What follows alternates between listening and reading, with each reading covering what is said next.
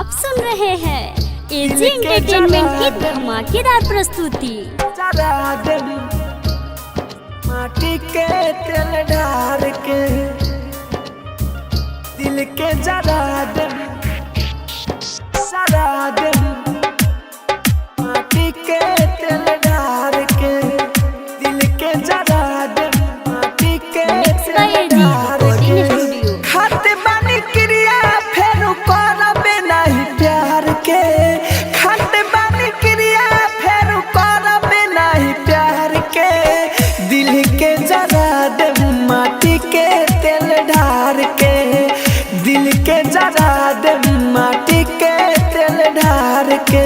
Kanchan Raj Muzaffarpur, Kanchan mix by AG recording studio Muzaffarpur. माटी के तेल ढार के दिल के जरा दे, माटी के तेल ढार के।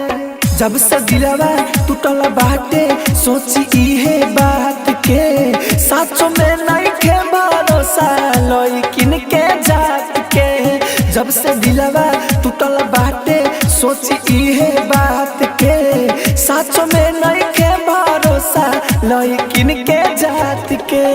वादा कसम सारा बाटे ई बेकार के, वादा कसम सारा बाटे ई बेकार के, दिल के जरा दे माटी के तेल ढार के, दिल के जरा दे माटी के तेल ढार के।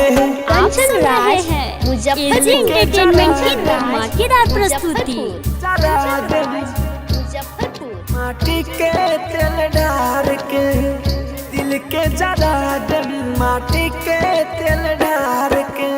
प्यार के हा रोग ऐसन रहे मन बेचैन हो, मुआला के बातों में ना मिले कबो चैन हो।